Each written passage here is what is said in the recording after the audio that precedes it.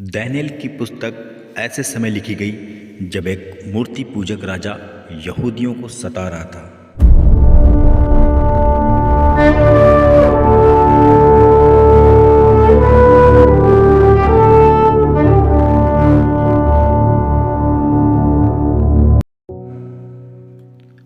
नबूकदनेस्सर राजा, जो कि एक मूर्ति पूजक था, बेबीलोन का राजा था, उसने यहूदा के राजा यहोयाकीम के राज्य में चढ़ाई की और उस नगर को जीत लिया और बहुतों को बंदी बनाकर अपने नगर ले आया। यहाँ तक कि परमेश्वर के भवन में रखे हुए सारे पात्रों को भी उसने लूटा और लाकर अपने देवताओं के मंदिर में रखा।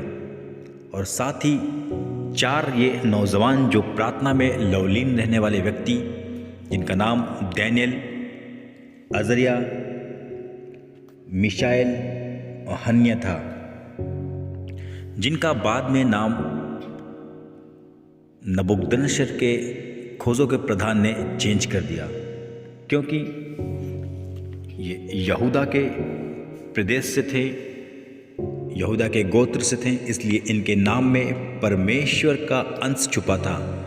हनन्याह नाम का अर्थ था यहोवा ने कृपा की, यहोवा ने अनुग्रह दिया। मिशाएल नाम का अर्थ था कौन परमेश्वर के सामने ठहर सकता है। अजरिया नाम का अर्थ यहोवा ने मदद की, जो कि बाद में आगे चलकर राजा नबूकदनेस्सर के खोजों ने इनके नाम चेंज कर दिए और अपने देवताओं के नाम पर इनके नाम रखें, शद्रक, मेशक, अबेदनगो।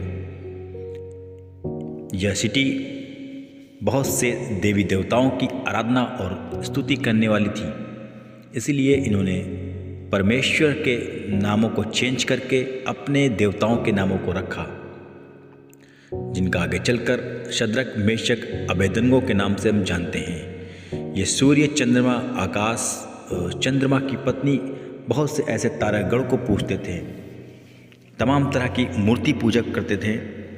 जब राजा की ओर से यह आज्ञा निकली कि इन चारों को शिक्षा दी जाए, हमारे सिटी की, जिस सिटी में रहते थे वहाँ की कसदियों की, किताबों की, मंत्रों की इन्हें शिक्षा दी जाए और इन्हें जांचा और परखा जाए, तब जाके राजा के सामने ये खड़े रहे। और ऐसा क्यों हुआ कि यहूदा के राजा यहोयाकीम को राजा नबूकदनेस्सर के आगे झुकना पड़ा? इसका कारण आपको मिलेगा दूसरा राजा 21 अध्याय के 6 पद में। यहाँ पर राजा मनश्शे, जो कि 12 वर्ष का एक बच्चा है, इस अध्याय जब पढ़ेंगे वहाँ पर लिखा है, जब मनश्शे राज्य करने लगा तब वह 12 वर्ष का था। 12 वर्ष के बच्चे ने वो किया जो यहोवा की दृष्टि में बुरा था। उसने उन ऊंचे स्थानों को फिर से खड़ा किया जिसको हिजकिय्याह ने गिराया था। जो परमेश्वर के विरोध में जो काम होते थे, ऐसे से उसने काम किए। उसने वेदियाँ बनवाई, परमेश्वर के मंदिर में अन्य देवताओं की वेदियाँ बनवाई, जिससे परमेश्वर को बड़ा क्रोध आया। और यही नहीं, वो उन निकाली हुई जातियों से भी ज़्यादा अधिक बढ़कर बुराई की उसने। 6 अध्याय में पढ़ेंगे, वहाँ लिखा है, फिर उसने अपने बेटे को आग में होम करके चढ़ाया और शुभ अशुभ मूर्तों को मानता और टोना टटका करता और भूत सिद्धि वालों से व्यवहार करता। ऐसे ऐसे वो काम करता, इसलिए परमेश्वर का क्रोध इसके परिवार पर, इसके वंश पर आता है। और यही यहोयाकीम राजा, जो इस समय बेबीलोन के राजा नबूकदनेस्सर के अंडर है, अधीन है, इसी वंश से निकला था। यहाँ पर देखते हैं डैनियल और उसके तीनों साथी राजा की आज्ञा के आगे झुकते नहीं। डैनियल अपने समय अनुसार 3 समय प्रार्थना करने वाला और अपने संगी साथियों को प्रार्थना के लिए प्रोत्साहन देता था। यही कारण था कि परमेश्वर ने डैनियल को सिंह की मान से और तीनों साथियों को आग की भट्टे से बचाया। दोस्तों, जब राजा ने कहा कि मेरे भोज से, मेरी मेज से जो खाना है, जो भोजन है, इन सबको दिया जाए, वहाँ पर डैनियल ने इनके भोज को खाने को मना कर दिया। डैनियल जानता था ये मूर्ति पूजक हैं और पहले जो भोजन बनता है उसमें से देवताओं के आगे, मूर्तियों के आगे समर्पित करते हैं, इसलिए डैनियल ने इनके खाने को मना किया और कहा, मुझे साग और पात ही दिया जाए। उनकी शराब और मदिरा को छोड़कर उसने पानी पिया। और उन सब के देखते खोजों के प्रधान ने कहा, यदि तूने इस खाने से ना खाया तो राजा मुझे दंड देगा। डैनियल ने कहा, 10 दिनों तक अपने दासों को जांच, यदि कुछ तुझे लगे तब तो अपने दासों के साथ वैसा व्यवहार करना, क्योंकि ये लोग बंदी थे, राजा के अधीन थे। दोस्तों, भले ही इनके नाम चेंज हो गए हों, भले ही आज बंदी गृह में हैं, लेकिन परमेश्वर की नज़र इनके साथ थी, परमेश्वर का अनुग्रह इनके साथ था। ये अलग सिटी में भी बढ़ते गए। वैसे दोस्तों, प्रार्थना के जीवन के द्वारा इनके जीवन में बड़े मौज़ात हुए।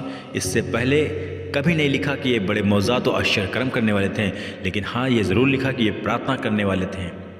दोस्तों, अलग सिटी में जाकर, बंधुआई में भी जा कर के बड़े बड़े मौज़ातों को करते हैं, आश्चर्य कर्म करते हैं। ठीक जैसे आज हम सब बैठकर प्रार्थना कर रहे हैं, लेकिन एक दिन परमेश्वर आपकी प्रार्थनाओं को सुनेगा और आपको मौज़ात और आश्चर्य कर्म करने वाला बना देगा। लगातार डैनियल के नहीं, जैसे तरह डैनियल दिन में 3 समय प्रार्थना करता था। बहुत ही उसकी लाइफ बिजी थी, क्योंकि वो वहाँ का प्रधानमंत्री बना गया था। इतने बड़े ओहदे पाकर भी उसने प्रार्थना करना नहीं छोड़ा। समय अनुसार दिन में 3 बार वो परमेश्वर के सम्मुख जाता और सबके लिए प्रार्थना करता। यहाँ तक कि सद्रक, मेशक, अबेदनगो को धोखे से मूर्ति के आगे न झुकने के कारण आग के भट्टे में डाला गया। और राजा कहता है, मैंने डाले तो 3 थे, लेकिन अंदर मुझे 4 दिखाई पड़ रहे। परमेश्वर वहाँ उनके साथ आग में भी रहा। दोस्तों, आप लोग लगातार प्रार्थना करते रहें। प्रार्थना के जरिए कब परमेश्वर आपको एक भविष्यद्वक्ता, एक आश्चर्य कर्म करने वाला, एक अद्भुत काम करने वाले तरीके यूज़ करेगा। प्रभु आपको ब्लेस करे, इस वचन के द्वारा बहुत आशीष दे। यदि आपने हमारे चैनल को अब तक सब्सक्राइब नहीं किया तो प्लीज़ हमारे चैनल को सब्सक्राइब करें, बेल आइकन्स को दबाएं, ताकि जब कभी भी वचन के ऊपर वीडियो बनते हैं आप तक नोटिफिकेशन पहुँचे। परमेश्वर आपको इसके लिए बहुत आशीष दे। जय मसीह की, आमीन।